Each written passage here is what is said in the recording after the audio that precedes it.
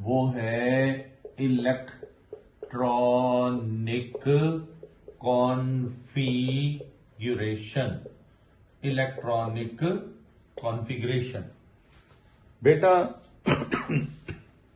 Sorry, electronic configuration, configuration कहते हैं arrangement को, तरतीब को। अब देखो एक एटम है, जैसे हमने सोडियम का एटम लिया। भाई सोडियम का एटॉमिक नंबर कितना है? 11। अब इसमें इलेक्ट्रॉन आ रहे हैं 2 पहले शेल में, दूसरे में 2 इलेक्ट्रॉन, और फिर दूसरे में 2 2 2 8 और 2 10 हो गए। अब तीसरे में 1 इलेक्ट्रॉन। तो ये है इसका K, ये L और ये M लेवल। तो ये इलेक्ट्रॉन जो एक एटम के शेल में होते हैं, सब शेल में होते हैं, सब लेवल में होते हैं, ऑर्बिटल में होते हैं, ये होते तो नेचुरल हैं, यानी कुदरती हैं। कुदरत ने बनाया है इनको, अपने आप कुदरत ने इनको रखा हुआ है। K में 2, ठीक है, इसमें 2, फिर इसमें 8 और इसमें वैसे तो 18 आते हैं, लेकिन इसका 1 ही है, पूरे हो गए। तो ये जो तरतीब नेचुरल बनी हुई है ना इलेक्ट्रॉन्स की किसी एटम के अंदर, इस तरतीब को, इस अरेंजमेंट को आप क्या बोलते हो? Electronic configuration of an atom. Atom के अंदर इलेक्ट्रॉनों का सीक्वेंस, इलेक्ट्रॉनों का अरेंजमेंट, इलेक्ट्रॉनों के ऑर्डर। ठीक, तो यहां पर हम लिखेंगे दी arrangement, arrangement of electrons in an atom. एक एटम के अंदर इलेक्ट्रॉन्स हैं, फिर वो क्या है? शेल वाइज हैं, फिर वो सब शेल वाइज हैं, और या फिर ऑर्बिटल वाइज रखे जाते हैं, मौजूद हैं। फिर इसको इज कॉल्ड, इसी को हम क्या बोलते हैं? इलेक्ट्रॉनिक कॉन्फ़िगरेशन, यानी इलेक्ट्रॉनों की तरतीब, इलेक्ट्रॉनों का अरेंजमेंट। ठीक है, इलेक्ट्रॉनों का अरेंजमेंट, नोट करें इसको। तो कॉन्फ़िगरेशन किसको बोलते हो? इलेक्ट्रॉन एटम के अंदर शेल वाइज मौजूद हैं, उनकी तरतीब है, फिर सब शेल वाइज हैं, फिर ऑर्बिटल वाइज हैं। ये तरतीब को हम क्या बोलते हैं? इलेक्ट्रॉनिक कॉन्फ़िगरेशन बोलते हैं। नोट करें इसको, शाबाश। सर सब शेल और शेल में जो है इलेक्ट्रॉन सेम रहेंगे पेयर? जैसे हमें कोई पूछ ले के शेल के अंदर जो है सब लेवल है, उसके अंदर कितने इलेक्ट्रॉन है? हम कहेंगे 2 है। हाँ, देखो ना, K में तो सब लेवल भी 1 है ना। K में कितने सब लेवल हैं? 1 है ना। तो एक सब लेवल फिर ऑर्बिटल है। असल में इलेक्ट्रॉन तो ऑर्बिटल के अंदर होते हैं, तो वो है S का। तो अब आपको इतना पता है ना कि अगर S सब लेवल भी है, ऑर्बिटल भी है, तो इसमें कैपेसिटी कितने इलेक्ट्रॉन्स की है? 2 इलेक्ट्रॉनों की। ठीक है, तो अब K में है ही एक S, तो इलेक्ट्रॉन 2 होंगे। बाकी तो कोई सब लेवल या ऑर्बिटल है ही नहीं S के अलावा, तो 2 इलेक्ट्रॉन।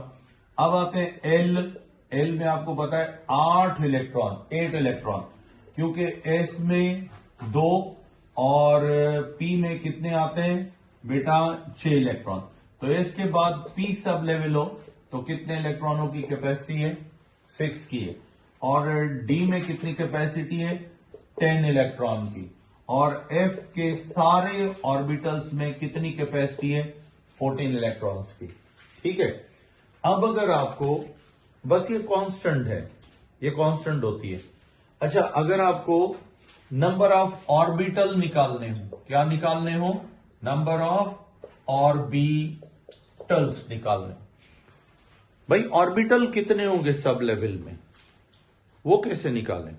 बस ये इलेक्ट्रॉन उठा लो, ये जो लिखे हुए हैं, बस इनको 2 से डिवाइड करते जाओ, ऑर्बिटल्स मिलते जाएंगे आपको कितने होंगे, या पेयर ऑर्बिटल, बात एक है क्योंकि ऑर्बिटल में पेयर आता है। तो अब ये देखो एस में कितने ऑर्बिटल होंगे भाई, इलेक्ट्रॉन कितने एस में, 2। अब 2 कांस्टेंट है, इसे डिवाइड करो, आंसर आपका कितना आया, 1। तो एस खुद एक ऑर्बिटल है, एस क्या है, एक ऑर्बिटल। फिर पी में कितने ऑर्बिटल होंगे, इलेक्ट्रॉन पी में कितने, 6। 2 तो कांस्टेंट है ना, इसे डिवाइड करो, आंसर आपका कितना आया, 3। तो पी में कितने ऑर्बिटल्स होंगे, 3, p x, p y, p z. फिर डी में कितने इलेक्ट्रॉन होते हैं बेटा, 10, 2 से तकसीम करो, तो आंसर कितना आया आपका, 5 ऑर्बिटल्स होंगे। एफ में कितने इलेक्ट्रॉन होते हैं, 14, 2 से डिवाइड करो 2 से, तो कितना हो गया, 7।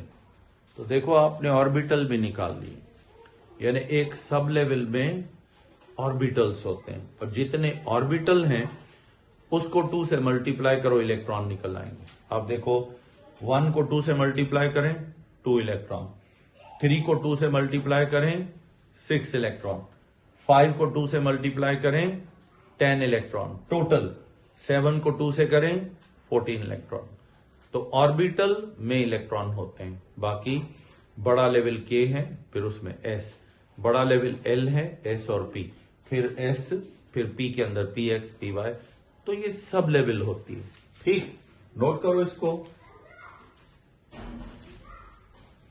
ओके, अब ये बेटा सारा अरेंजमेंट हम समझेंगे, अभी तो शुरुआत की आपने, इसको शुरू किया है, काफी सारी बातें, काफी सारी डिटेल्स आपको भी यहां चाहिए, आपको यहां करनी पड़ेंगी। तो ये जो कॉन्फ़िगरेशन होती है, जो इलेक्ट्रॉनों का अरेंजमेंट होता है, ये कुछ रूल्स के मुताबिक होता है। किसके मुताबिक होता है, रूल्स के मुताबिक होता है तो नेचुरल, लेकिन हमने अपना एक तरीका बनाया हुआ है जिससे हम इन रूल्स को अगर यूज करें तो इलेक्ट्रॉनों की नेचुरल अरेंजमेंट को बहुत आसानी से समझ सकते हैं। बस ये रूल समझो, तरीके हैं समझने के। जी, तो इसको माइक को ऑफ कर दिया करो ना, ये फिर आपका म्यूट ऑल कर देते हैं, ठीक है। हाँ, और कैमरे को भी ऑफ कर दिया करो, ठीक। तो अब हम जाएंगे नेक्स्ट में, ठीक। अब देखो हमारे पास रूल कौन से, ऊपर हम हेडिंग देंगे रूल्स फॉर इलेक्ट्रॉनिक कॉन्फ़िगरेशन, यानी जो इलेक्ट्रॉनों की तरतीब है तो कुदरती, नेचुरल, लेकिन इसको समझने के तरीके कितने हैं हमारे पास, रूल कितने हैं हमारे पास, जिनसे हम इन इलेक्ट्रॉनिक कॉन्फ़िगरेशन को समझ सकते हैं, ठीक। तो ये बेटा 4 रूल हैं, एक तो मैंने अभी आपको बताया है, बाकी 3 रूल और हैं, वो सारे हम लिखते हैं।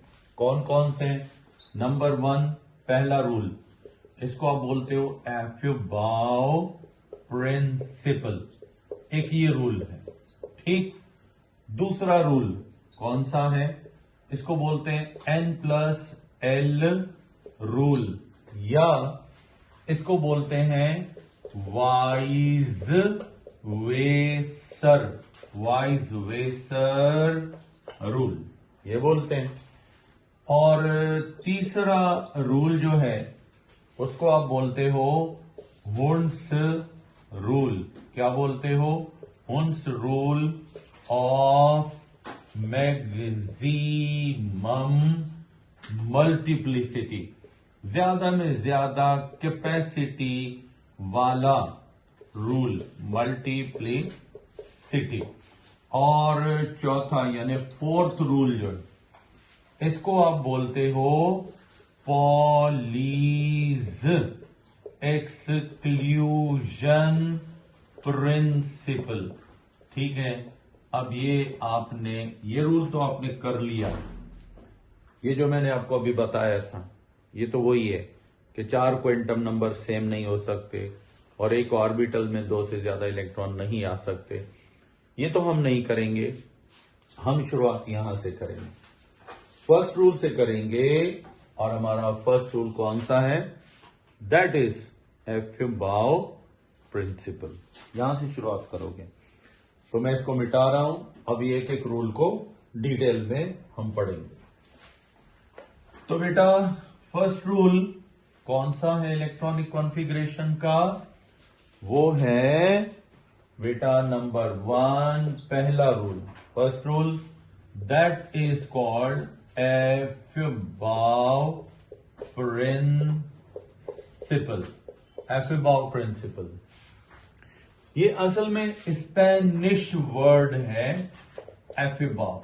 ये जो है एफिबाउ, इसका मतलब होता है building up. Building up, Aufbau building up क्या चीज है? यानी दैट वन इज 3s है, तो n इज इक्वल टू 3 है और l वैल्यू इसकी कितनी है? 0। तो अब हम n प्लस l रूल लगाते हैं, तो 3 प्लस 0 करते हैं, तो आंसर कितना आता है? 3। तो इसका मतलब आपने समझ लिया, n प्लस l की सबसे लोएस्ट वैल्यू किसकी है? 1s की है। तो इसलिए अब energy level order in orbitals का क्या बना? 1s की सबसे लोएस्ट एनर्जी है और उसके बाद 2s है और इसके बाद कौन है? इसके बाद जो है 3s है। तो हम इस तरीके से किन भी ऑर्बिटल्स की एनर्जी को कंपेयर कर सकते हैं। तो हम इलेक्ट्रॉन हमेशा पहले लोअर में रखते हैं और बाद में हायर में। तरीका यही है, बस ये मेथड आपको मिल गया कि अब आप 2 ऑर्बिटल लगातार सक्सेसिव मिल जाएं, पहले किस में इलेक्ट्रॉन रखना है जिसकी एनर्जी लो हो। तो लो एनर्जी वाले जो ऑर्बिटल्स होंगे उनको पहले फिलअप करोगे, ठीक है? तो नोट करो, शाबाश।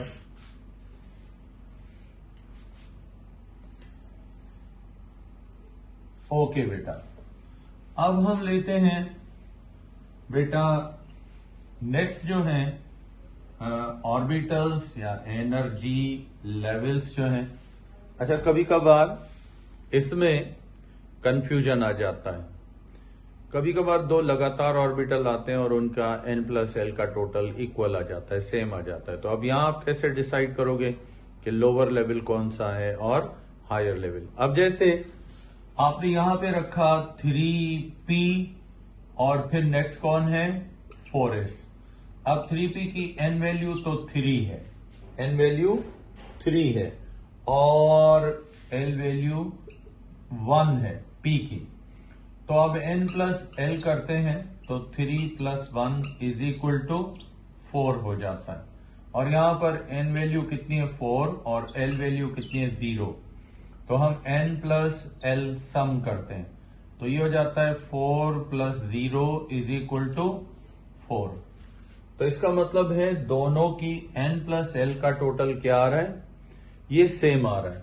अगर ये दोनों का लगातार ऑर्बिटल की n प्लस l वैल्यू का टोटल सेम आ जाए तो जिसकी n वैल्यू लो होगी उसको बोलोगे लोअर लेवल, और जिसकी n प्लस l वैल्यू बड़ी होगी ये उस सूरत में जब दोनों की n प्लस l का टोटल सेम आए।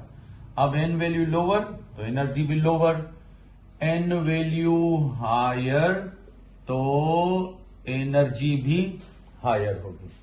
तो हम उस वक्त यानी व्हेन, जब बेटा क्या हो, n प्लस l सम यानी टोटल इज इक्वल, ये इक्वल है फॉर बोथ यानी दोनों के लिए, ठीक है? 2 ऑर्बिटल हैं, इनका n प्लस l का टोटल क्या आ रहा है फॉर बोथ ऑर्बिटल्स, ये सेम आ रहा है।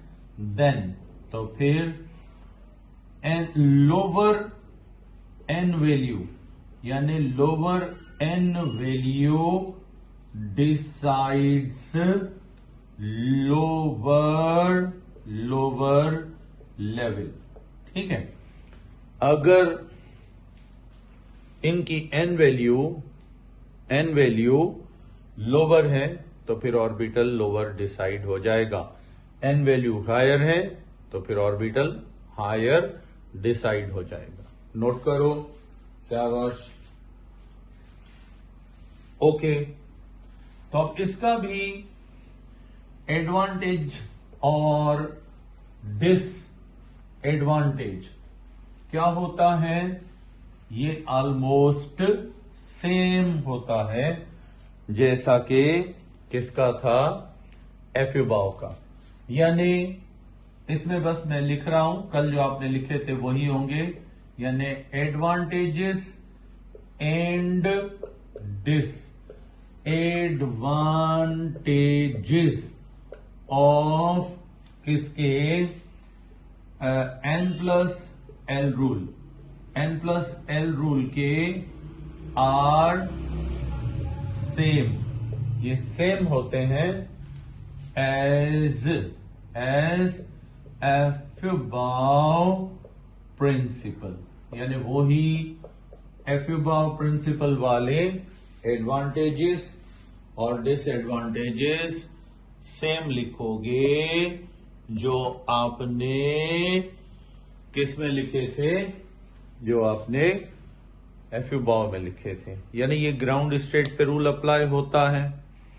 इसमें भी एन प्लस एल में भी सीक्वेंस लोअर और हायर का वही बनेगा जो एफ्यूबाव में। अब एन प्लस एल के वैल्यू के लिहाज से, वैल्यू ऑर्डर के लिहाज से पहले आएगा 1s, उसके बाद आएगा 2s, और 2s से फिर आएगा नेक्स्ट, इसके बाद 2p के बाद आएगा 3s, फिर आएगा 3p, उसके बाद आएगा 4s, और उसके बाद आएगा 3d। सीक्वेंस वही बनेगा एनर्जी का जो आपने किस में बनाया था, एन प्लस एल रूल में। यही सीक्वेंस चलेगा, यही ऑर्डर चलेगा, और आप यानी कि इलेक्ट्रॉन ग्राउंड स्टेट में रखोगे। ये रूल भी वही जो मैंने आपको डिसएडवांटेजेस बताए थे, ये वैलेंसी नहीं बताएगा और ये एक्साइटेड स्टेट में अप्लाई नहीं होगा। नोट कर लो, पिक ले लो इसकी। अब इन दोनों रूल के क्वेश्चन कैसे मिलेंगे, एक दो क्वेश्चन ले लेते हैं, फिर हम नेक्स्ट टॉपिक पे जाएंगे। तो हमारा अब क्वेश्चन आपको जो मिलेगा वो कुछ इस तरीके से होगा। यानी हमें क्वेश्चन दिया गया कि write down electronic configuration, electronic configuration लिखो। ठीक है, अकॉर्डिंग टू एफ्यूबाव और एन प्लस एल रूल। ठीक है, ऑफ किसकी, फॉलोइंग एलिमेंट्स एंड क्या, आयंस। ठीक, अब जैसे हमें कहा गया भाई नाइट्रोजन है, नाइट्रोजन का एटॉमिक नंबर कितना है, 7। तो अब एटॉमिक नंबर मिल गया, तो अब आप इलेक्ट्रॉनिक कॉन्फ़िगरेशन लिख सकते हो। तो अब आपने इलेक्ट्रॉनिक कॉन्फ़िगरेशन कैसे लिखनी है, ये देखो। पहले सबसे लोएस्ट एनर्जी किसकी है, 1s2, 2 इलेक्ट्रॉन 7 टोटल रखने, एटॉमिक नंबर जितना होगा उतने इलेक्ट्रॉन, तो 2 आ गए। अब बाकी उसके बाद 2s2, 4 हो गए, उसके बाद 2p, अब 4 ही हो गए, 7 पूरे करने हैं तो 2p3। इसको पढ़ेंगे 1s2 यानी 1s में 2 इलेक्ट्रॉन, 2s2 यानी 2s में 2 इलेक्ट्रॉन, 2p3 यानी 2p में 3 इलेक्ट्रॉन, तो ये टोटल हो गए 7। अब सोडियम के बनाने हैं, एटॉमिक नंबर है 11 है, तो फिर ये हो जाएगा 11 इलेक्ट्रॉन, 1s2, फिर 2s2, 2p6, ये हो गए 10 इलेक्ट्रॉन। कितने हो गए? 10 इलेक्ट्रॉन। अब नेक्स्ट रखोगे किसमें? 3s1, ये है। उसके बाद है हमारे पास फ्लोरीन का नेगेटिव आयन, फ्लोरीन का एटॉमिक नंबर है 9। अब 9 इलेक्ट्रॉन है टोटल, एक माइनस बना, एक और इजाफी इलेक्ट्रॉन, तो अब ये हो जाएगा 1s2, टोटल 10 रखने, क्योंकि 9 तो है, एक माइनस चार्ज भी है, माइनस है। अब जितनी माइनस चार्जेस हो ना, हाँ, ग्राउंड एक्साइटेड स्टेट का डिफरेंस बता दें। ग्राउंड स्टेट आपने बोर की थ्योरी पढ़ी थी ना। ग्राउंड स्टेट का मतलब ये होता है बेटा कि इलेक्ट्रॉन जो हैं वो लोअर लेवल में इकट्ठे रखे जाते हैं और एक्साइटेड स्टेट में ये अलग रखे जाते हैं। ये अभी आपको थोड़ा डिफरेंस क्लियर नहीं होगा। इसके बाद नेक्स्ट हमारा रूल आएगा हुन्स रूल, उसमें मैं आपको पूरा कंप्लीट ग्राउंड स्टेट और एक्साइटेड स्टेट बताऊंगा कि ग्राउंड स्टेट में इलेक्ट्रॉन किस तरीके से रखे जाते हैं, यानी इलेक्ट्रॉन ग्राउंड स्टेट में कैसे होते हैं, किस तरतीब में एटमों के अंदर होते हैं, और एक्साइटेड में। ग्राउंड स्टेट का मतलब है कुदरती हालत जो है ना एटमों की, नेचुरल स्टेट जो है। अभी उन्होंने रिएक्शन नहीं किया है, रिएक्शन में हिस्सा नहीं ले रहे हैं, इलेक्ट्रॉन सब अपनी अपनी नॉर्मल एनर्जी में है, तो ये ग्राउंड स्टेट है। जब कुछ इलेक्ट्रॉनों को एनर्जी मिल जाती है तो फिर ये ऊपर हायर लेवल में चले जाते हैं, फिर हम कहते हैं अब ये एक्साइटेड स्टेट में। तो ये ग्राउंड स्टेट और एक्साइटेड स्टेट जो है ये हमें कहां मिलेगी? हुन्स रूल में मिलेगी। बाकी हाल फिलहाल सिर्फ इतना मैं आपको बता दूं, ग्राउंड स्टेट ये जो आप जितने भी एटम पीरियोडिक टेबल में देखते हो ना, इनके एटॉमिक ऑर्बिटल्स में जो इलेक्ट्रॉन रखे हुए हैं वो लोअर फिर हायर फिर लोअर के हिसाब से रखे हुए हैं। लेकिन एक्साइटेड स्टेट में कुछ लोअर लेवल की एनर्जी बढ़ जाती है, और वो जो लोअर एनर्जी के ऑर्बिटल्स जिनकी एनर्जी बढ़ जाती है तो उनमें इलेक्ट्रॉन कैसे रखे जाते हैं, ये तरतीब हमें हुन्स रूल एक्साइटेड और ग्राउंड स्टेट बताएगा कैसे। यहां सिर्फ ये समझ लो कि ये जो स्टेट है ये सिर्फ और सिर्फ नॉर्मल कुदरती जो नेचुरल इलेक्ट्रॉनों की अरेंजमेंट है, मींस लोअर फिर हायर लेवल। यहां ऑर्बिटल का कोई कंसेप्ट नहीं है। एक्साइटेड में ऑर्बिटल्स का कंसेप्ट आएगा और वो हुन्स रूल क्लियर करेगा। हाल फिलहाल आप इसको लिखो, मैं आपको सारा क्लियर करवा देता हूं, ठीक है। तो फ्लोरीन में 9 इलेक्ट्रॉनिक माइनस 1s2, फिर बेटा 2s में 2, 2p में 6, अब ये 9, ये एक एक्स्ट्रा, ये हो गए टोटल कितने? 10 इलेक्ट्रॉन। अब हम उठाते हैं कैल्शियम प्लस 2 चार्ज है और एटॉमिक नंबर कैल्शियम का है 20। कितना है? 20। तो अब इलेक्ट्रॉन रखते हैं, तो ये आते हैं 1s2, 2s2, 2p6, 10 इलेक्ट्रॉन हो गए। उसके बाद 3s2, 12 इलेक्ट्रॉन हो गए, 3p6, 18 इलेक्ट्रॉन। 20 थे, प्लस चार्ज आ गई। प्लस का मतलब है 2 इलेक्ट्रॉन, जितनी प्लस की चार्जेस हो इसमें से उतने इलेक्ट्रॉन क्या कर लो? अलग कर लो। क्या कर लो? अलग कर लो, ठीक है। चलो अब ये है तरतीब, या एफ्यूबाउ से भी यही बनेगी। हाँ, 2p इसका कैल्शियम का तो 2p5 नहीं बनेगा क्योंकि 20 इलेक्ट्रॉन हैं। कितने हैं? 20। हाँ, फ्लोरीन का, अरे भाई फ्लोरीन का, हाँ सुनो बता रहा हूं, 9 इलेक्ट्रॉन होते तो 2p5 बनना था जो आपने लिखा है मैसेज में, लेकिन इसके ऊपर चार्ज माइनस भी तो दिए ना। क्या दिए? माइनस। अब माइनस का मतलब समझते हो? 9 इलेक्ट्रॉन पहले थे, एक और आ गया, तो 9 में एक और आ गया, वो माइनस चार्ज आपने ऊपर दी हुई है, तो ये माइनस चार्ज इलेक्ट्रॉन के इजाफे को शो करती है। कितनी माइनस चार्जेस हैं? एक, समझो एक इलेक्ट्रॉन और भी आ चुका है, एक और आ चुका है, ठीक है ना, तो तब 10 हो गए, तो फिर हमने 2p6 कर दिया, तो इसमें एक इलेक्ट्रॉन माइनस वाला जो ऐड हुआ है।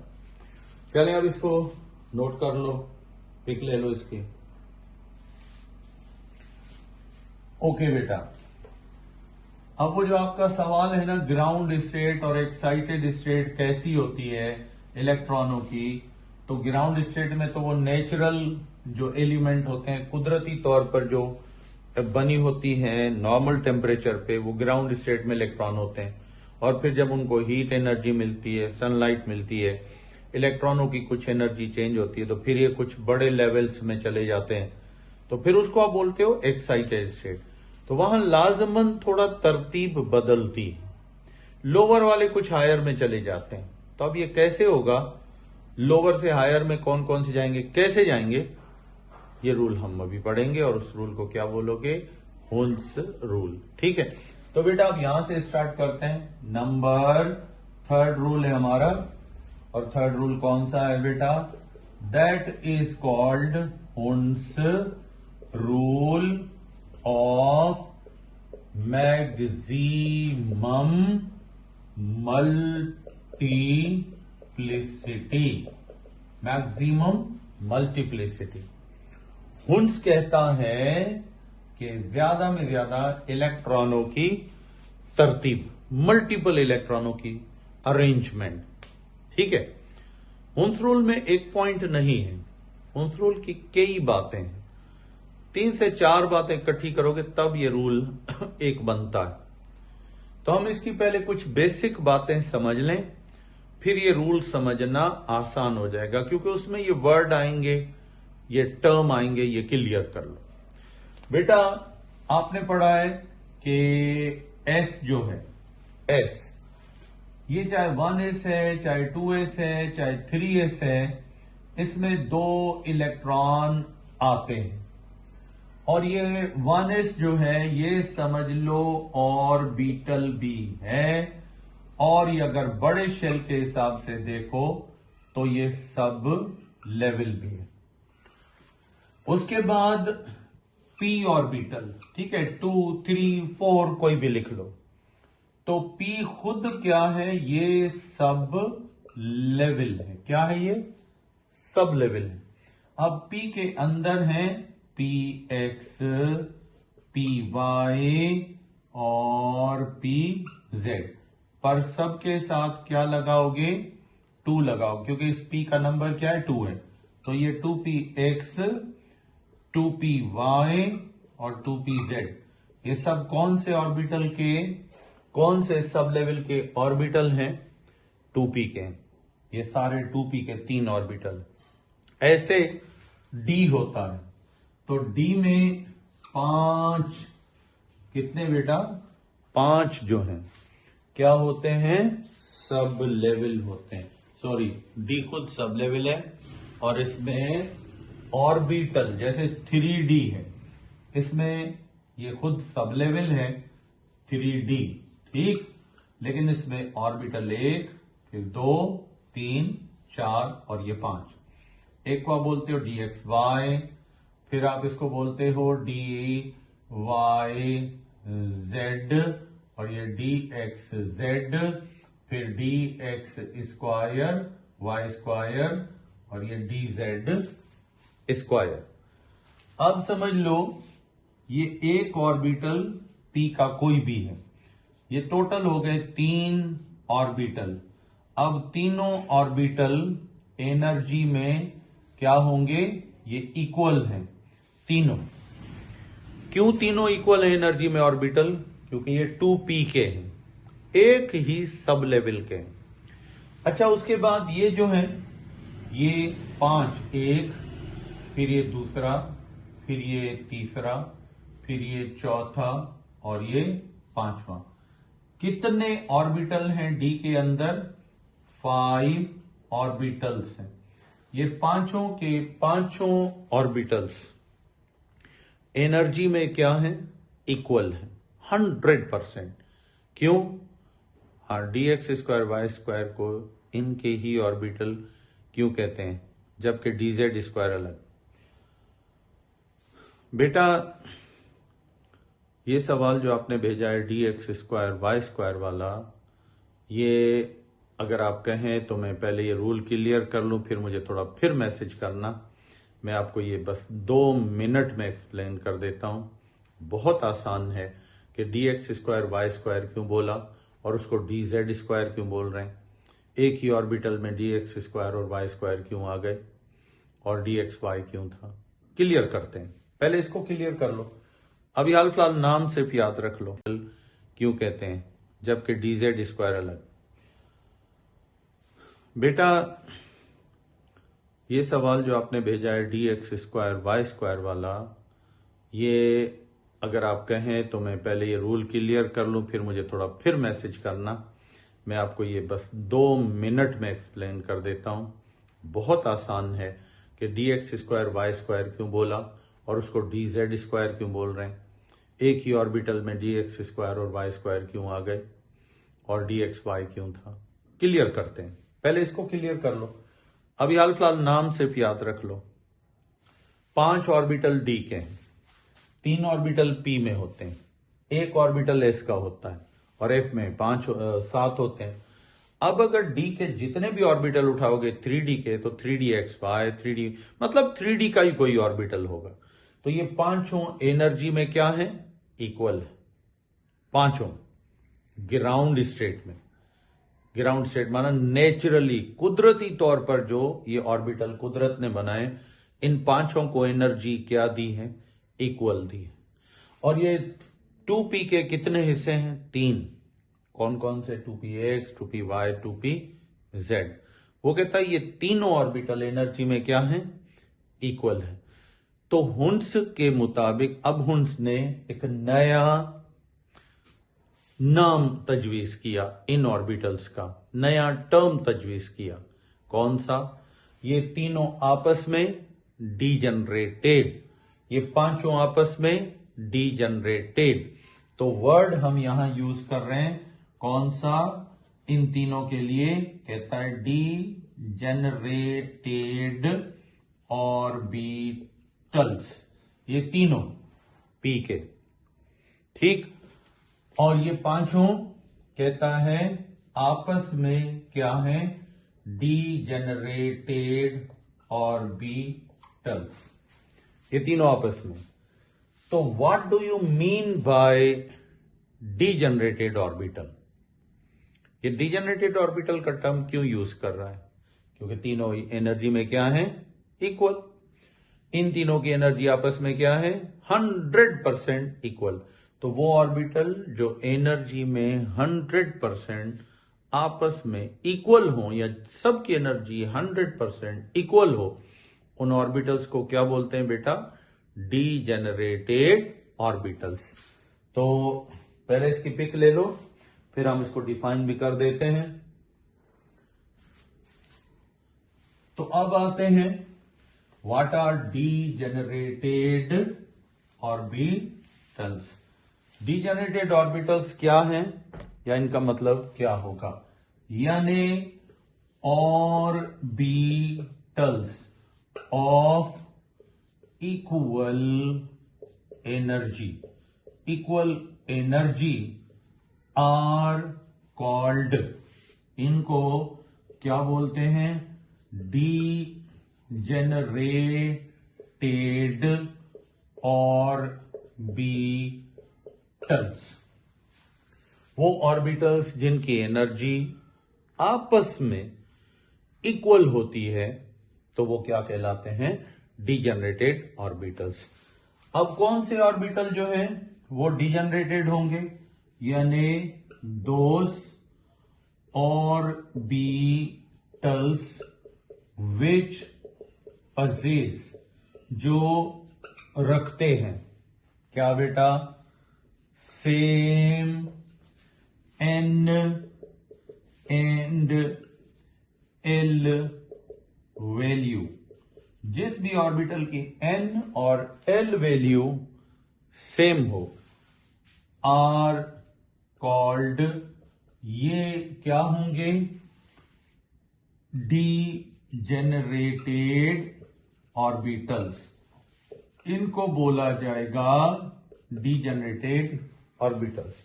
अब देखो 3px, 3py, 3pz। अब इन तीनों में n वैल्यू इसकी भी 3, n वैल्यू इसकी भी 3, n वैल्यू इसकी भी 3, l वैल्यू इसकी भी 0, l वैल्यू इसकी भी 0, l वैल्यू इसकी भी 0। तो खुद अब नोट करो, 3 ऑर्बिटल्स हैं, n वैल्यू जो इसकी है वो इसकी है, वो इसकी है, l वैल्यू जो इसकी है वो इसकी, ये भी 1, ये भी 1, ये भी 1, क्योंकि p की l वैल्यू क्या होती है? 1 होती है, 0 इसकी होती है। तो अब देखो l वैल्यू भी तीनों की सेम है और n वैल्यू भी क्या है? सेम है। तो ये ऑर्बिटल आपस में एनर्जी में क्या होंगे? डीजेनरेटेड यानी इक्वल होंगे। ठीक है, अब हुन्स का पहला काम हमने कर लिया कि डीजेनरेटेड ऑर्बिटल्स जो थे वो हमने समझ लिए कि कौन से होते हैं। ठीक, पिक ले लो। ओके, अब बेटा अब आते हैं हुन्स रूल में। हम इसी बात को अब यहां पर चार्ट से, अच्छा याद रखो, जब डीजेनरेटेड ऑर्बिटल आ जाएं तो उनमें इलेक्ट्रॉन्स को कैसे रखते हैं? पहले एक एक इलेक्ट्रॉन आता है और उसके बाद फिर अगर बचते हैं तो पेयर करते हैं।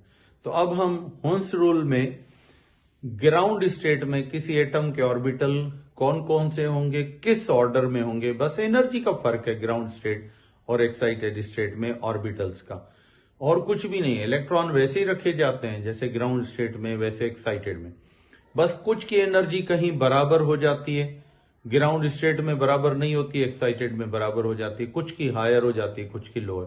तो ग्राउंड और एक्साइटेड स्टेट में सिर्फ ऑर्बिटल्स की एनर्जी का क्या होता है? फर्क होता है, एनर्जी का फर्क होता है, बाकी चीजें वही होती हैं।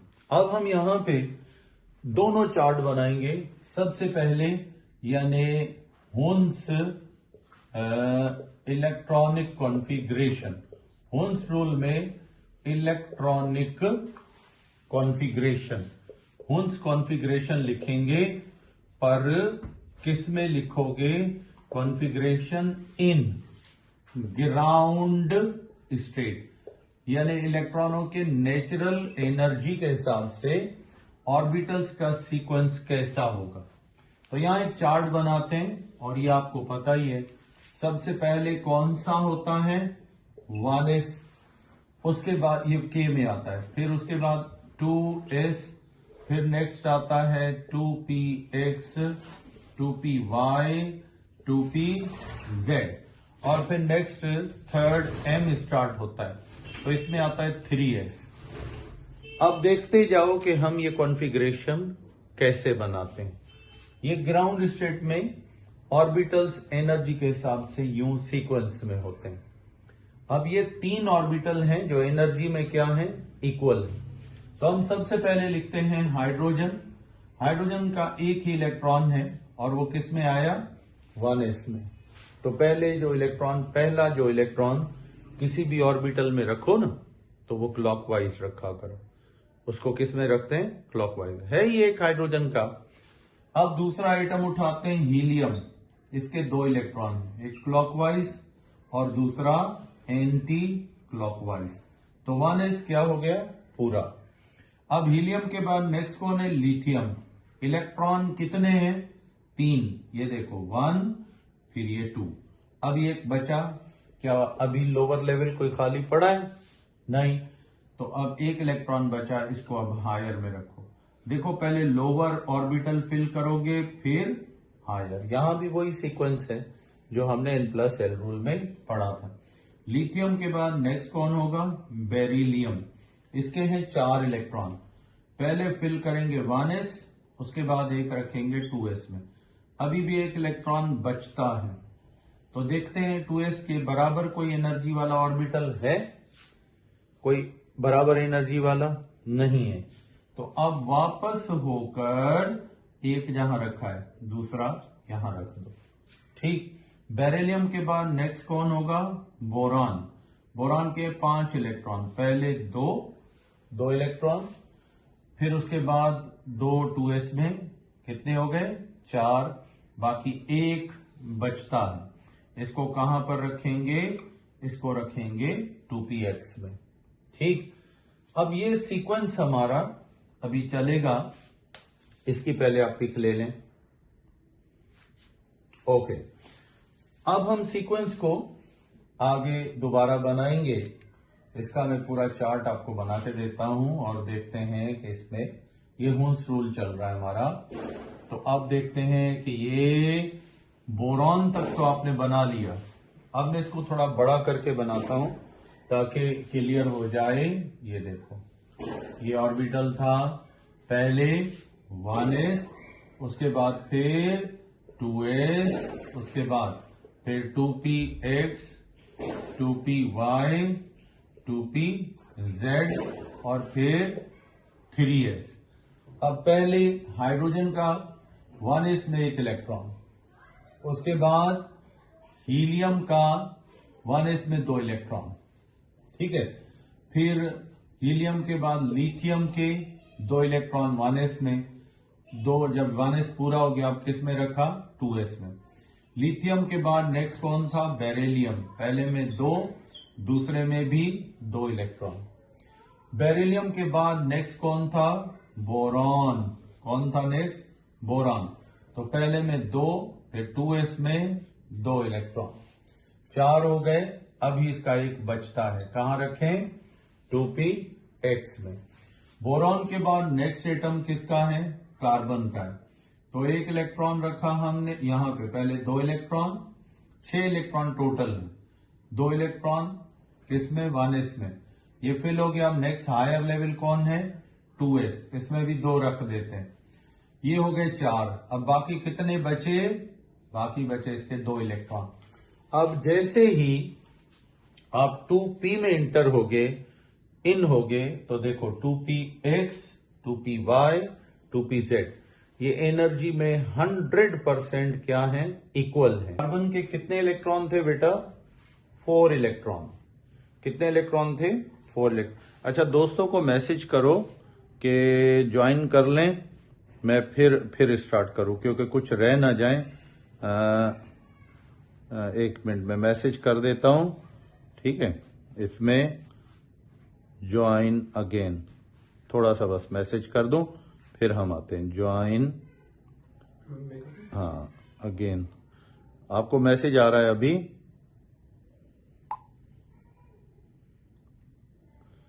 क्योंकि हमारा एक आध पार्टिसिपेंट अगर रह गया तो फिर सही नहीं होगा। ज्वाइन अगेन, तो ये आप ज्वाइन आप कर लो। ठीक है, तो हाँ, बस ये थोड़ा सा है। ये बेटा हम पूरा कर लें, जहां हमारा सेशन ऑफ हुआ था ना, वहीं से हम इसको कंप्लीट कर लेते हैं ताकि हमारा ये आज चैप्टर वाइंड अप हो जाए। अब देखो, कार्बन के हैं 6 इलेक्ट्रॉन। यहां पे आपको पता है हाइड्रोजन का एटॉमिक नंबर 1, फिर हीलियम का 2, फिर लिथियम का 3 एटॉमिक नंबर। ठीक है, बेरिलियम का 4, बोरॉन का 5, कार्बन का 6 है। ठीक, तो अब ये इलेक्ट्रॉन रख रहे हैं, 4 तो आ गए। अब जैसे ही हम बाकी 2 इलेक्ट्रॉन देखते हैं, अभी भी बाकी हैं 6 रखने, लेकिन ऑर्बिटल कौन से आ रहे हैं? 2px, 2py, 2pz। तो आपको पता है कि ये 2px, 2py, 2pz, इनकी L वैल्यू भी सेम है और N वैल्यू भी सेम है। तो ये ऑर्बिटल एनर्जी में क्या है? इक्वल है। बस अब गौर से इस पॉइंट को क्लियर कर लो। जब ऑर्बिटल सेम एनर्जी वाले हों 100%, तो पहले पहले हर एटम के इलेक्ट्रॉन उसमें एक एक यानी अनपेयर्ड रख दो। अगर बच जाएं फिर उनको पेयर करो। तो अब यहां देखो 2 इलेक्ट्रॉन बाकी हैं और ऑर्बिटल कितने वेकेंट पड़े सेम एनर्जी वाले? 1, 2, 3। तो हम ऐसा करते हैं, एक अनपेयर्ड इसमें रखते हैं, एक अनपेयर्ड इसमें रख देते हैं। ये आ गया कार्बन का। अब नेक्स्ट कौन है? नाइट्रोजन। 7 एटॉमिक नंबर है, मैंने ये 7 लिखा है एटॉमिक नंबर। इसके 7 इलेक्ट्रॉन, पहले में 2, दूसरे 2s में 2, फिर ये 3, ये देखो 2 और 2 4, ये 5। अब देखो कितने ऑर्बिटल हैं? 1 2 3, तीनों ऑर्बिटल है। एनर्जी में क्या है? 100% इक्वल। तो ये 100% तीनों ऑर्बिटल एनर्जी में क्या है? इक्वल है। इलेक्ट्रॉन 7 रखने नाइट्रोजन की, तो ये 7 में ये 2 और 2 4, ये 5 6 और ये 7। देखो तीनों ऑर्बिटल में हमने एक एक इलेक्ट्रॉन रखा है। आपसे अगर कोई पूछे क्यों एक एक इलेक्ट्रॉन रखा है, क्योंकि ये ऑर्बिटल एनर्जी में क्या थे? इक्वल। तो इक्वल एनर्जी वाले ऑर्बिटल में हुंड कहता है पहले एक एक रखो, बच जाए तो फिर पेयर करो। अच्छा, अब नाइट्रोजन के बाद कौन सा आइटम है? ऑक्सीजन। 8 एटॉमिक नंबर है, 8 इलेक्ट्रॉन, पहले 1s में 2, फिर 2s में 2। अब ये देखो 2px में 1, 2py में 1, 2pz में 1, क्योंकि ये तीनों इक्वल एनर्जी के हैं। आप गिनते हैं कितने इलेक्ट्रॉन बनते हैं? 2 और 2 4, 5 6 7 और एक बचा। अब ये जब देखो ये तीनों इक्वल एनर्जी वाले ऑर्बिटल क्या हो गए? कंप्लीट। क्या हो गए? कंप्लीट। अब हम क्या करेंगे? एक इलेक्ट्रॉन वापस होके अब इनको पेयर कर लेंगे, और जब इक्वल वाले फिलअप हो जाएंगे, पेयर्ड हो जाएंगे, फिर नेक्स्ट हायर लेवल में इलेक्ट्रॉन रखेंगे। ठीक। अब ऑक्सीजन के बाद नेक्स्ट कौन है? फ्लोरीन। एटॉमिक नंबर है 9। तो इसके 9 इलेक्ट्रॉन है, पहले में 2, फिर ये 4 5 6 7, 2 अभी बाकी हैं, लेकिन सेम एनर्जी वाले ऑर्बिटल खत्म हो गए। 3s की तो हायर एनर्जी है ना, तो हायर बाद में भरेंगे, पहले लोअर वाले ये इक्वल एनर्जी वाले पेयर कर लो। तो एक यहां पर रखा, तो ये हो गए हमारे कितने? 8, और एक इधर रखा, कितने हो गए? 9।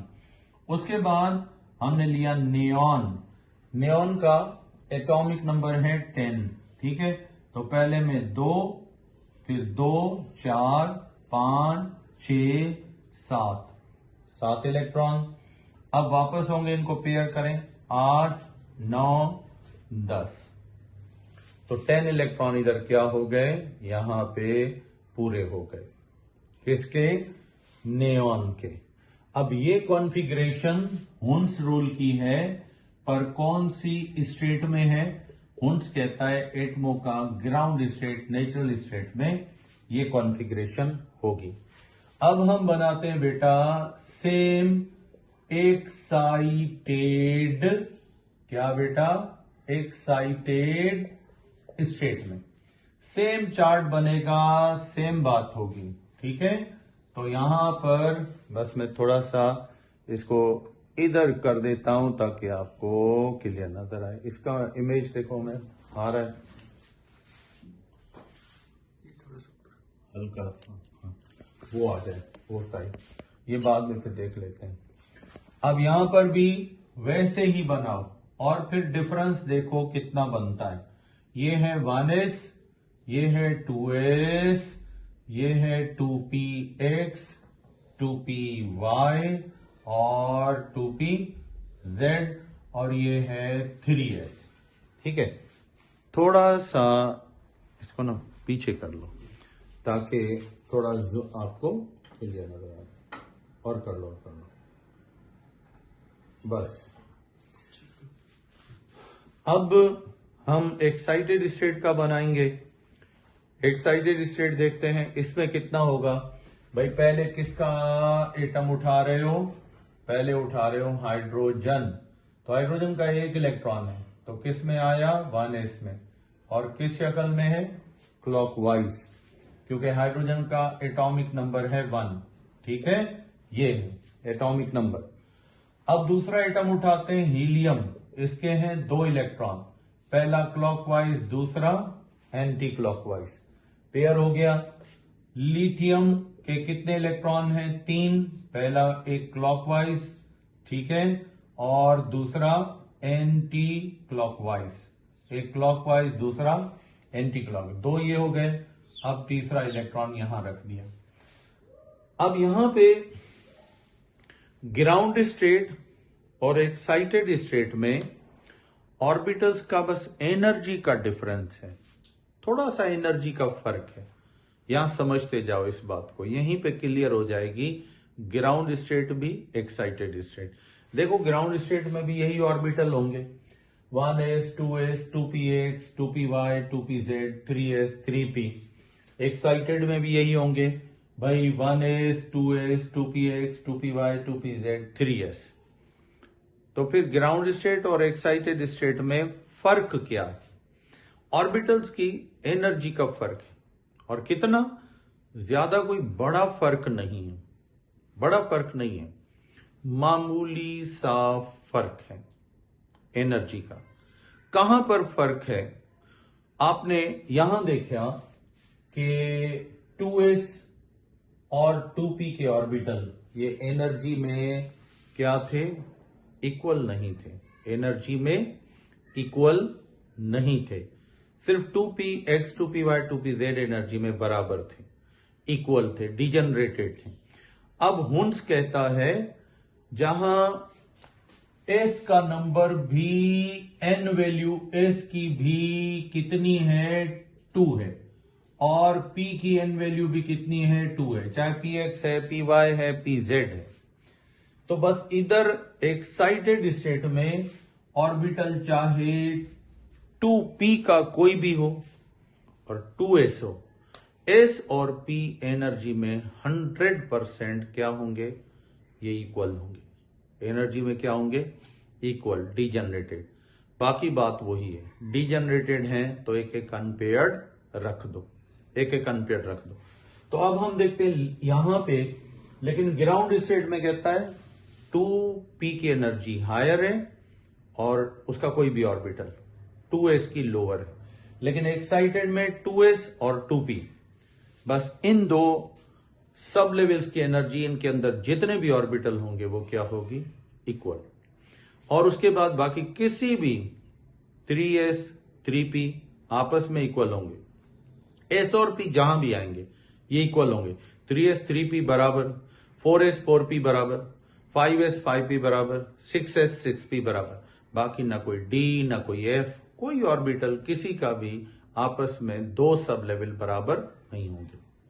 तो अब यहां पे देखते हैं 2s है और 2p है, तो इनकी एनर्जी आपस में क्या होगी?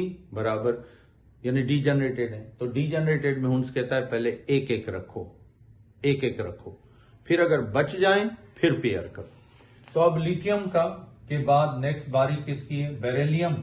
एटॉमिक नंबर कितना है? 4। तो इसमें रखे 2 इलेक्ट्रॉन। फिर हम देखते हैं 2s 2px 2py 2pz, कहता है ये चारों ऑर्बिटल एनर्जी में क्या है? इक्वल। तो फिर एक इलेक्ट्रॉन बेरिलियम का इसमें रखो, एक डिजनरेटेड अनपेयर। तो ये 4 पूरे हो गए बेरिलियम के। अब बारी आती है बोरान की, एटॉमिक नंबर 5 इलेक्ट्रॉन है, पहले 1s में रखा। अब 2s 2px 2py और 2pz ये एनर्जी में क्या है? इक्वल। तो देखें ये तीनों इलेक्ट्रॉन अनपेयर्ड, 3 और 2 कितने हो गए? 5, ये एनर्जी में बराबर। उसके बाद कार्बन, एटॉमिक नंबर है 6, तो पहले 2 इलेक्ट्रॉन पेयर में, फिर ये तीसरा, चौथा, पांचवा, छठा, ये चारों ऑर्बिटल डिजनरेटेड है। तो डिजनरेटेड में पहले क्या करें? एक एक अनपेयर्ड रख जाए, ठीक। अब उसके बाद nitrogen, atomic number 7, 1s2 2s1 2 3 4 और 2 6 हो गए, लेकिन कितने रखने? 7। अब चारों एनर्जी में बराबर थे orbital, 2s 2px 2py 2pz, 6 electron आ गए, एक अभी भी बचता है नाइट्रोजन। अब कोई डिजनरेटेड नहीं बचा, अब वापस होके इसको क्या कर लेंगे? पेयर, इसको कर लेंगे पेयर। तो ये हमारी इसकी कॉन्फ़िगरेशन बन गई। इसके बाद नेक्स्ट है ऑक्सीजन, एटॉमिक नंबर कितना है? 8, तो 8 इलेक्ट्रॉन है पहले, क्लॉकवाइज एंटी क्लॉक, फिर ये 2 हो गए, अब ये 3 4 5 6 अब वापस होंगे, पेयर करते जाओ, 7 और ये 8। फिर उसके बाद फ्लोरीन 9 एटॉमिक नंबर है, पहले 2 इलेक्ट्रॉन, 3 4 4, फिर उसके बाद 5 6 7 8 और ये 9। अब नियॉन 10 है इलेक्ट्रॉन, पहले 2 3 4 5 6 7 8 9 10। यहां तक बस एक सोडियम का भी लिख लो, एटॉमिक नंबर 11, पहले 2, अब 2s में 1, 2px में 1, 2py में 1, 2pz में 1, ये हो गए टोटल 6 इलेक्ट्रॉन। फिर ये 7 8 9 10, एक बच गया। अब ये इलेक्ट्रॉन कहां रखेंगे? 3s में। कहां रखेंगे? 3s में। तो इस तरीके से अब आप यहां पर देखो तो ग्राउंड स्टेट और एक्साइटेड स्टेट में कहां पे फर्क आ रहा है? कौन से एटमों में? Beryllium, boron, carbon. ये देखो, ये ही एटम जो हैं इनकी कॉन्फ़िगरेशन क्या हो रही है? चेंज है। इसमें बेरिलियम का कोई अनपेयर्ड नहीं है, बोरॉन का एक अनपेयर्ड है, जबकि एक्साइटेड में यहां बेरिलियम के एक्साइटेड में 2 अनपेयर्ड है, बोरॉन का ग्राउंड स्टेट में 1 अनपेयर्ड है, लेकिन एक्साइटेड में कितने अनपेयर्ड हो गए? 3। कार्बन का ग्राउंड स्टेट में 2 अनपेयर्ड है, लेकिन एक्साइटेड स्टेट में कितने अनपेयर्ड हैं? 4 अनपेयर्ड है। बाकियों का तो आप देखोगे ग्राउंड स्टेट में भी वही है, ठीक है, और एक्साइटेड स्टेट में भी वही है, क्योंकि इलेक्ट्रॉन पूरे हो रहे हैं ना, तो ये अनपेयर्ड इलेक्ट्रॉन हो गए। अब अगर मैं आपसे कहूं बेटा ये बताओ कि इन एटमों में अनपेयर्ड इलेक्ट्रॉन कौन कौन से एटमों के हैं? तो देखें, हाइड्रोजन का 1 और लिथियम का 1 अनपेयर्ड, बेरिलियम के 2, बोरॉन के 3 और कार्बन के 6। तो इस तरह उसके बाद ऑक्सीजन के 2, नाइट्रोजन के 3, ऑक्सीजन के 2, फ्लोरीन का 1, नियॉन का कोई भी अनपेयर्ड नहीं है और सोडियम का 1। इन अनपेयर्ड इलेक्ट्रॉनों को, ये जो अनपेयर्ड इलेक्ट्रॉन है ये वाले, इनको आप क्या बोलते हो? वैलेंसी। क्या बोलते हो इसको? वैलेंसी। और वैलेंसी किसको बोलते हैं? जब एटमों के इलेक्ट्रॉनों की अरेंजमेंट एक्साइटेड स्टेट में जब बना लो तो आखिरी शेल में जितने अनपेयर्ड इलेक्ट्रॉन हो वो उन एटमों की क्या कहलाती है? वैलेंसी कहलाती है। तो आज आपने हुन्स रूल में सीखा, कल ये मैं आपको पॉइंट्स लिखवाऊंगा हुन्स रूल के सारे जो आज आपको बताए हैं, ठीक है। तो आज आपने सीखा कि ग्राउंड स्टेट में डीजेनरेटेड ऑर्बिटल्स हों तो भी इलेक्ट्रॉन अनपेयर्ड पहले रखे जाएंगे, बाद में अगर बचेंगे तो पेयर करेंगे। और एक्साइटेड स्टेट में S और P का अगर N वैल्यू सेम है तो एनर्जी क्या है? सेम है। हाँ बेटा, सेंड करेंगे बिल्कुल, वीडियो आपको ठीक है मिल जाएगी। बाकी इसके कल पॉइंट में आपको कंप्लीटली लिखवा दूंगा, ठीक है। तो आज हम यहाँ पे अपनी वीडियो को स्टॉप करते हैं। कल फिर आपका dx/y वाला जो सवाल है ये भी मैं क्लियर कर दूंगा, ठीक है। dx² y² क्यों होता है और dx y पे स्क्वायर क्यों नहीं देते, dy z पे क्यों नहीं देते हैं, dz² क्यों लिखा जाता है, कल इंशाल्लाह। ओके बेटा, यहाँ सेशन ऑफ करते हैं।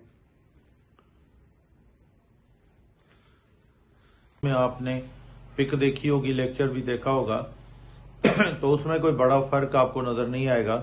सिर्फ फर्क ये नजर आएगा कि एक सब लेवल में जो ऑर्बिटल्स होते हैं जिनकी n और l वैल्यू सेम होती है तो वो डीजनरेटेड होते हैं, माना इक्वल एनर्जी वाले। अब उनमें एक एक इलेक्ट्रॉन रखा जाता है। सिर्फ एक्साइटेड स्टेट में हुन्स कहता है 2s और 2p, 3s और 3p, 4s और 4p, 5s और 5p, 6s और 6p, यानी s और p के ऑर्बिटल एनर्जी में डीजनरेटेड होते हैं। तो वहां हमने s में एक अनपेयर्ड रखना है, फिर p के 3 ऑर्बिटल में अनपेयर्ड रखना है, बस इतना फर्क है। ग्राउंड स्टेट में s अलग है और p के 3 ऑर्बिटल एनर्जी में अलग है। तो अब हम इसी के हुन्स रूल के आज पहले पॉइंट लिखेंगे, फिर आगे जाएंगे जो आपका डी ऑर्बिटल्स का कंसेप्ट है वो भी क्लियर करते हैं। तो यहां पे हम लिखेंगे सबसे पहले हुंड्स रूल। तो हुंड्स रूल क्या बोलता है, हमें क्या बताता है? हुंड्स रूल के जो है यानी कि पॉइंट्स जो है, यूं कह लो ये रूल जो है इसके बेसिक पॉइंट्स कौन कौन से हैं, तो इनको हम यहां पर देखते हैं। नंबर 1, पहला हुंड्स का पॉइंट ये है कि orbitals of equal energy, equal energy ये हुंड्स का पॉइंट है, एनर्जी आर कॉल्ड एज, इनको हम क्या बोलते हैं? As degenerated orbitals. इनको क्या बोलते हो? Degenerated orbitals. अब number 2, in degenerated orbitals electron prefers, यानी इलेक्ट्रॉन की नेचर है, electron prefers to remain unpaired than to remain paired। यानी अगर हम इलेक्ट्रॉन्स को क्या रख दे दें बेटा, उनको सेम एनर्जी वाले ऑर्बिटल दे दें, तो इलेक्ट्रॉन की बेहतर यानी कि पोजीशन जो है वो अनपेयर्ड रहना है, यानी उसकी नेचर में अनपेयर्ड रहना है, ये उसके लिए बेहतर है बनिस्बत किसके? पेयर्ड होने के। ठीक है, तो इसलिए इलेक्ट्रॉन कोशिश करता है कि वो अनपेयर्ड रहे और यही उसके लिए ज्यादा बेहतर है, पर शर्त यह है कि ऑर्बिटल एनर्जी के क्या हो? इक्वल हो, जगह खाली हो। तो पहले अनपेयर्ड आते हैं, ठीक है, तो अनपेयर्ड रहना इलेक्ट्रॉन के लिए हुंड्स कहता है बेहतर होता है। उसके बाद नंबर 3 रूल, 3 इसका स्टेटमेंट पढ़ लो, तो वो ये है, इफ इलेक्ट्रॉन्स ऑक्यूपाई क्या बेटा? Single orbitals. इलेक्ट्रॉन जो है वो सिंगल ऑर्बिटल में आते हैं या अकेले होते हैं या ऑर्बिटल में अकेले होते हैं, ऑर्बिटल्स, देन तो फिर क्या होता है? दे पजेस क्या? सेम क्लॉकवाइज स्पिन, यानी फिर इनकी सबकी स्पिन कौन सी होती है? क्लॉकवाइज होती है। यानी जितने भी इलेक्ट्रॉन हैं ये आमतौर पर जब अनपेयर्ड होते हैं तो जितने भी अनपेयर्ड इलेक्ट्रॉन हो एक एटम के अंदर, चाहे 2 ऑर्बिटल में हो, 3 में हो, 4 में हो, सबकी स्पिन एक ही होती है और कौन सी? क्लॉकवाइज होती है। उसके बाद नेक्स्ट पॉइंट आएगा, पहले इसकी पिक ले लो। क्या बात, पिक ले लिया आपने? चले अब इसको मैं मिटाऊंगा। तो अब इसका लास्ट पॉइंट होगा हुंड्स रूल का, उसको भी लिख लो, कल जो आपने पढ़ा था, फिर हम आगे जाएंगे, ठीक है। और वो ये है, रूल नंबर 4 है इसका। रूल नंबर 4 कहता है, इफ 2 इलेक्ट्रॉन्स, ठीक है, 2 इलेक्ट्रॉन है, ऑक्यूपाई सिंगल ऑर्बिटल, एक ही ऑर्बिटल में 2 इलेक्ट्रॉन आ जाते हैं, तो फिर देन, तो फिर दे पजेस, ये रखते हैं क्या? They possess opposite spins of each other, यानी इनकी स्पिन्स जो होंगी एक दूसरे के बिल्कुल क्या होंगी? ऑपोजिट हो जाएंगी, यानी एक की क्लॉकवाइज होगी और दूसरे की एंटी क्लॉकवाइज।